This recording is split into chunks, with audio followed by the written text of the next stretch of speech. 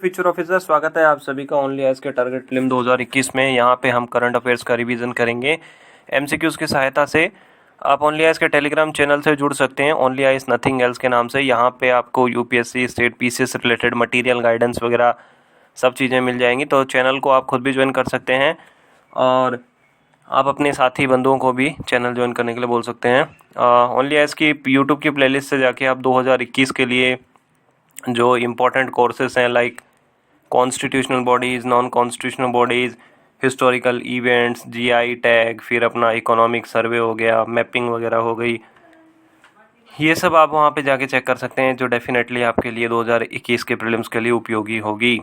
ठीक है, question number 1 दिया हुआ है, देखो आईएनएस कवरत्ती रिसेंटली न्यूज़ में था ये। ठीक है, तो कवरत्ती हमारी जो लक्षद्वीप आइलैंड्स का ग्रुप है उसकी कैपिटल है। तो आईएनएस कवरत्ती के बारे में बताना है क्या चीज़ है। ऑफशोर पेट्रोल वेजल है, एंटी सबमरीन वॉरफेयर की वॉरशिप है, इलेक्ट्रिकल पावर्ड सबमरीन है, न्यूक्लियर पावर्ड सबमरीन है। ठीक है, तो आईएनएस कवरत्ती जो है वो एंटी सबमरीन वॉरफेयर वॉरशिप है। ठीक है, तो इस सीरीज़ में टोटल 4 थी और ये आईएनएस कवरत्ती सबसे लास्ट है। इससे पहले आईएनएस वेला, आईएनएस वगीर, ठीक है, ये सब थी और ये है। ठीक है, तो ये इंडिजिनसली बिल्ट है, मतलब भारत के अंदर ही बनी है, एंटी सबमरीन वॉरफेयर है। ठीक है, तो अगर कोई सबमरीन हम पे हमला करती है, कोई दुश्मन की सबमरीन पनडुब्बी अगर हम पे हमला करती है, तो ये उस अटैक को टैकल कर सकती है, रिटेलिएट कर सकती है। हिंदी में आप यहाँ पे देख सकते हो।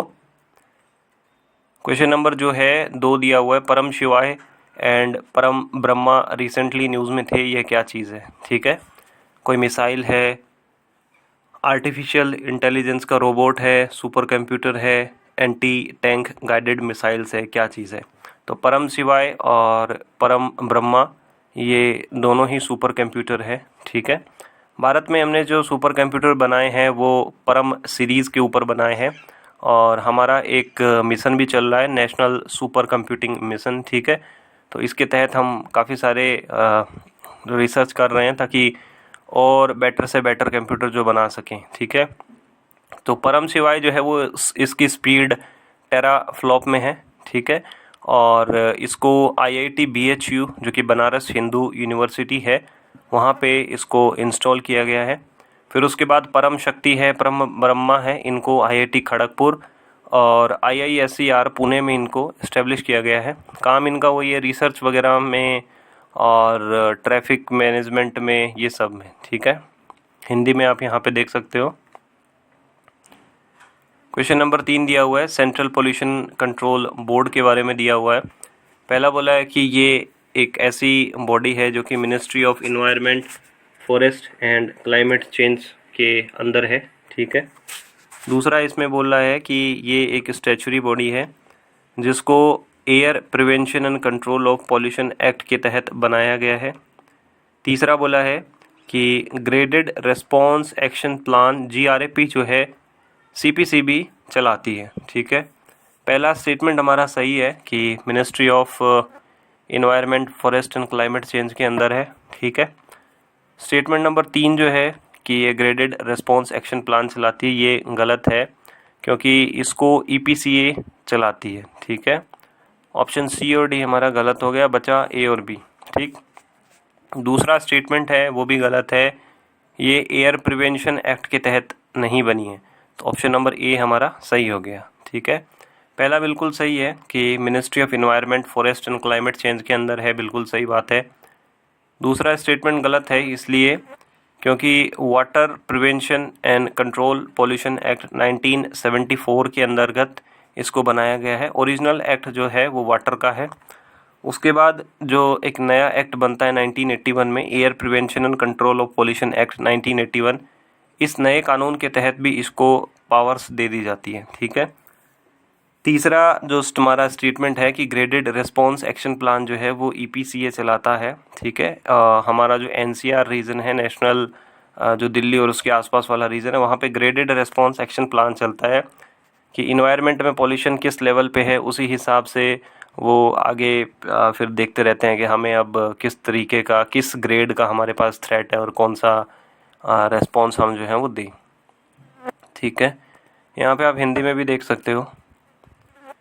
क्वेश्चन नंबर 4 दिया हुआ है कि which of the following is are a member of comprehensive and progressive agreement for trans Pacific partnership. ठीक है, इसमें बात की गई है कि CPTPP में कौन कौन से मेंबर हैं। देखो, इस CPTPP का पहला जो नाम था वो TPP था, ट्रांस पैसिफिक पार्टनर था। बाद में ये C और P आके ऐड हुआ है। जापान, ऑस्ट्रेलिया, चाइना और फिर उसके बाद में USA। जब डोनाल्ड ट्रंप जब प्रेसिडेंट थे तो उन्होंने बहुत ज़्यादा विरोध किया था इस TPP का।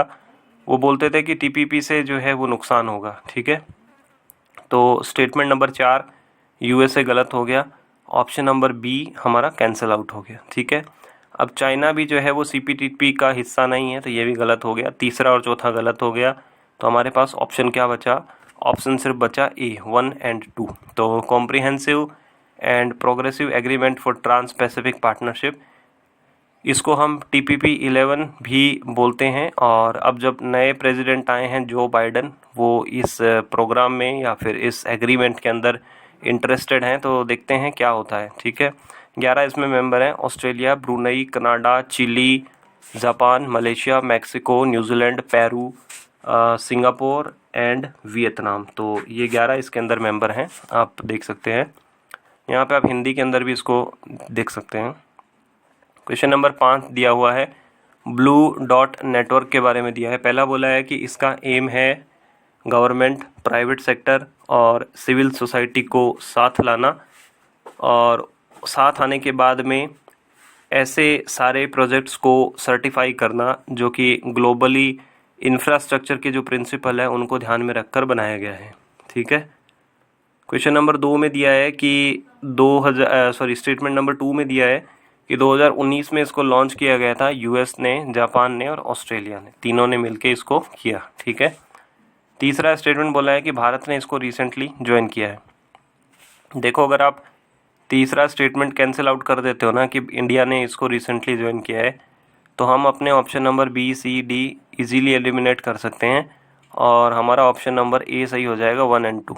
ठीक है, 2019 में इसको US ने, जापान ने और ऑस्ट्रेलिया ने इसको लॉन्च किया था। ठीक है, और अभी अगर भारत की बात करें तो भारत इसका मेंबर नहीं है, बाकी जो क्वाड मेंबर हैं US, जापान और ऑस्ट्रेलिया इसके हैं। ठीक है, और इसका एम क्या है?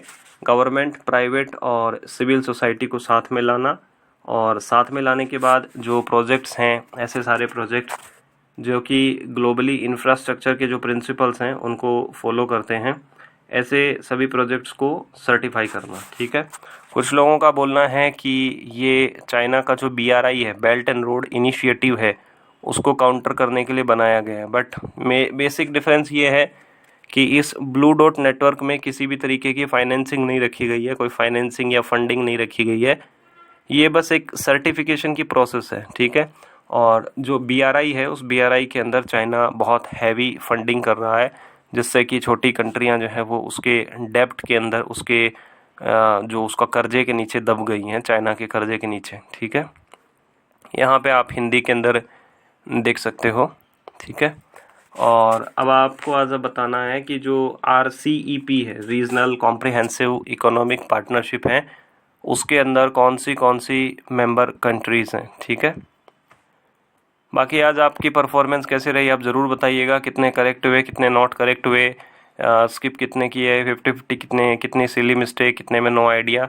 ठीक है, और साथ भी आप इन वीडियोस को अपने साथी बंधुओं तक भी पहुंचा सकते हैं, ताकि ज़्यादा से ज़्यादा लोग इन सब वीडियोस का फ़ायदा उठा सके। तो ओनली